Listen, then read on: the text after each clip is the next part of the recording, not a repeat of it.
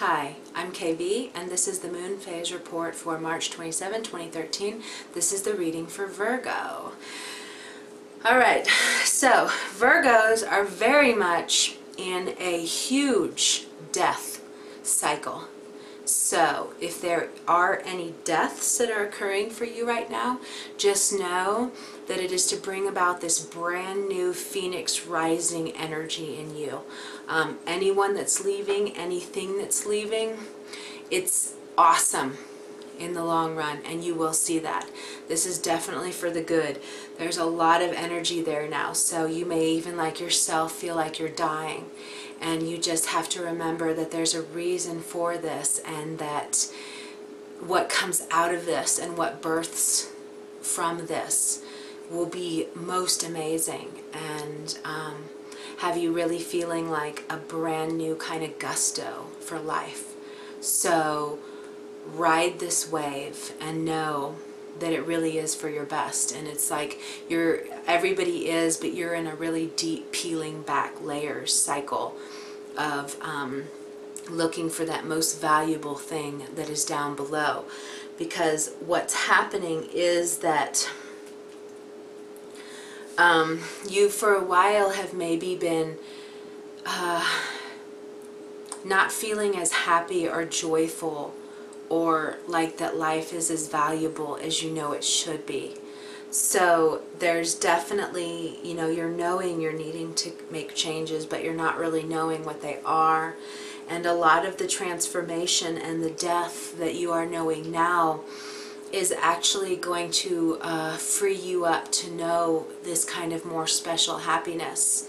And it makes me think like I had it where my dad died on the 23rd, 4 days ago, and which is amazing. I'm this joyful after losing the love of my life, the person who is the most important person in my entire life, who I adored and thought was the most specialist man on earth. I want to be with a man who's just like my dad, and never doubted me, questioned me, judged me, ever. Allowed me to just be as much of a free spirit as I am destined to be.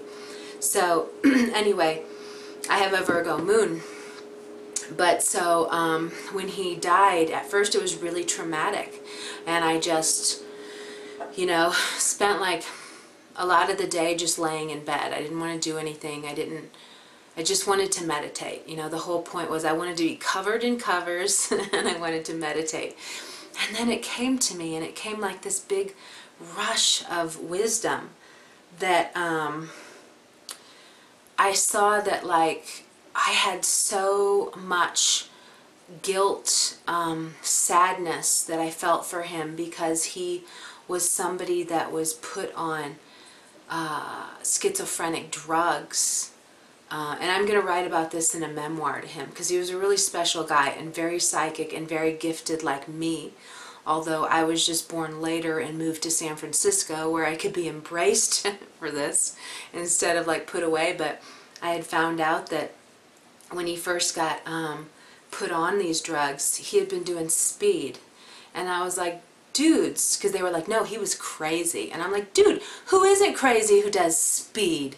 Like, that's one of the main characteristics of speed, is it makes you crazy and violent. And so, but he was put away, and then, they had him on psych drugs, and his, since he was in his early 20s, he was on lithium.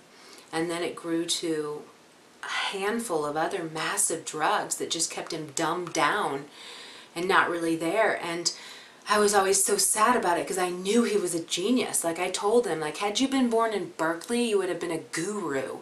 They would be kissing your feet because of what you were sharing, And I had this enormous amount of guilt. He's here now. He likes hearing this. I had this enormous amount of guilt because of his life being stolen away by people controlling him. And I didn't realize how much that was keeping me from my own happiness. And when I finally realized, dude, I mean, I already got that he was free now, and now he can be in the spirit world and be with me all the time. But I realized that by him dying, all those chains were gone, but they were gone for me too.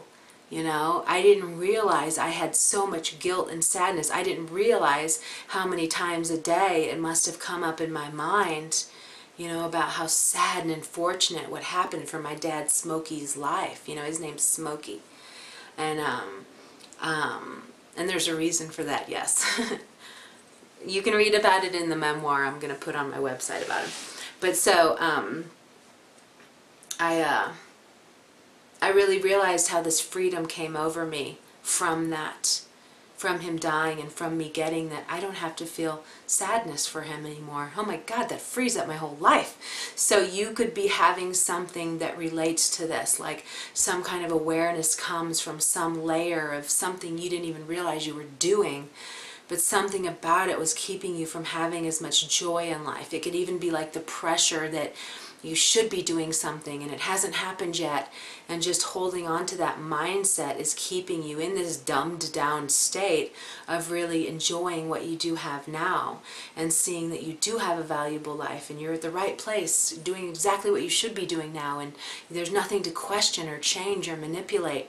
So your whole structure is even for like the next decade is really working on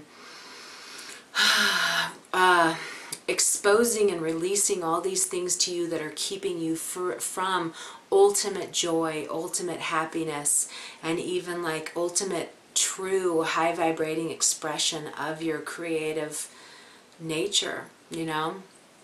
There can also be something too relating to this with a partner, because I have to put that in there too. You could be, there's something that's, it's just not right, it's just not right, it's just not right, and you know it, and there's just something that you're not as happy as you know you should be. And, you know, not that you have to do anything about that, but definitely that awareness can be coming to you. And just like sit with it and think about it and, you know, list like what you do really want. And if anything, if you can talk, because you're also in a very serious communications time in your life, you know, there's a lot you need to talk about. So if anything, see if there's some way you guys can come to a middle ground and find ways to communicate in a way that this person can give more. Like to explain that you're not feeling fulfilled about this and this, I don't feel like you love me, or whatever it may be. I don't feel like you value me. Values is going to be something on your mind big time. Like, this isn't valuable. I don't feel like our thing is valuable, like it's sustainable and makes me like, complete. There could be an element of not feeling complete because of something. And truthfully, it can really be rectified through communication. That should always be the first mode of action. Yeah, because there's so much in partnership. There's a confusion too that's there. Like you can't really see, like it's just not right. But so this is something, you know, that just kind of like going really deep within your own system, you may be able to find the answers. This is also too for you a really big shamanic healings time. So it may be that you really do need to work with somebody else who can help you deal with things that maybe you can't access on your own.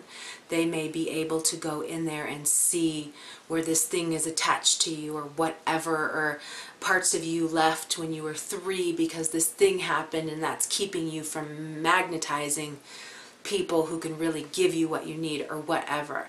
You know, so this definitely, it's a big like going for counseling work, but I would always say get shamanic work before you go see a psychologist who's gone to school to learn this textbook stuff. I would definitely say get with someone who's using the spirit world to check out what's going on in your life.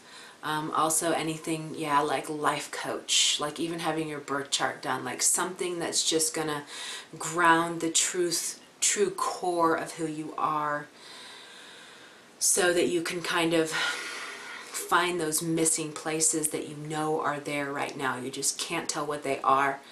This is like something you just can't grab. You know, some things that you're like in a dark room You know you're going for something that's in the room, but you can't tell where it is or even what it is, but you know it's in there. You know there's something for you to find.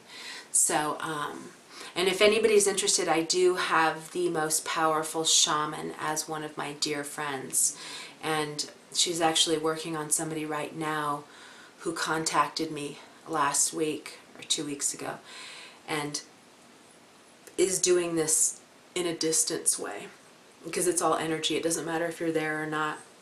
And she is so gifted and so way high vibrationally connected, especially for you kind of indigo people and you people who are kind of the head of the times. She can really come in there and do some magic for you. So if you're interested, just get a hold of me on that. Let's see. Oh, we still do have something else. Okay, so, oh, that's funny. Wait, we're Virgo. Okay, so one thing is that you, there's something very distinctive. You're needing to trust in something. There can be some kind of trust issue thing that has come up with a parent, something from childhood, something that you feel like you can't really trust. There's something that you're needing to, this one's kind of hard. I can't figure out how to explain this. There's something that you need to embrace that is roots related with your structure, something that is structurally based, where you need to trust in yourself more, you know, and that just came to me. It can be something like your intuition, like you haven't been trusting your intuition, and because of that you're looking at these decisions you've made and are thinking like, God, can I even trust myself? You know, and it can be that it was just more ego based and the decisions weren't really your intuition. So there's something that's related to something that's going on the home front. This can be at your house, your physical house. It can be something from childhood. It can be something that is your foundation, your basic foundation. There's something trust related that you're having to look at, but there's also something too where you are needing to be more of an authority. So maybe like you've given your power away from childhood, from growing up, making everybody else the one who knows it all and is best, and I'm just someone to the back, and I just let everybody else lead. And this could very well be you needing to just state that you do know these really awesome things, and you do something in a really special way, and you need to put yourself out there. It might be time to be like, I need to make big changes in my life. I need to share what I know or teach what I know. What it will do by you just even making those statements is that all these opportunities are going to start coming for your career life arena. Like you've had some already, you know, you definitely have not been without, but like ones that really match who you are dependent on you owning and declaring that you can be an authority and you don't have to be a background person, and you do know these things in a special way. And by you just doing that and also confronting these trust issues, whatever they are, whether it's trusting yourself or trusting someone else, I can't really see. I think it's so gray area with all of you. I can't just name one for all you Virgos. So there's something trust related, home front trust related, that's it doesn't feel good to you, and I get that. So it needs to be confronted. It needs to be hit head on. And by taking care of that, it's kind of like with the plant, and the growth of the plant is your career and public life, and the soil is where this trust issue thing is going on. So it doesn't have any water, you know, so it's like that thing can't really give you, it's a tomato plant, you know, don't they need tons of water? So it can't blossom yet. It's up there, it's ready to blossom, it's fully functional, and it should blossom, but you're not giving it water because there's this trust issue on the home front. And until you deal with this head on, say what you have to say, because there's that element of you saying what you have to say, and then that will be like water to it that can then bring all these opportunities within your career. So incredible, huh? All right, there's a lot for you to think about. So I'm going to leave it at that, and I will see you in 2 weeks for the new moon in Aries. You're mostly in a let go time right now, so it's not necessarily the time to act, but definitely in a couple weeks, we're still going to be on the same theme of excavating your system for this amazing depth that you haven't been able to penetrate and discover and own. And you'll be more apt to really see what you need to do come the new moon. So right now, just keep your eyes open like you're just learning things and hearing things and taking them in. But you may already be acting, because if the time is right, you'll know. You'll be like, bam! I had this thing where I had to do this thing that's similar to this, and it was the time I knew it was time. Bam! Line drawn.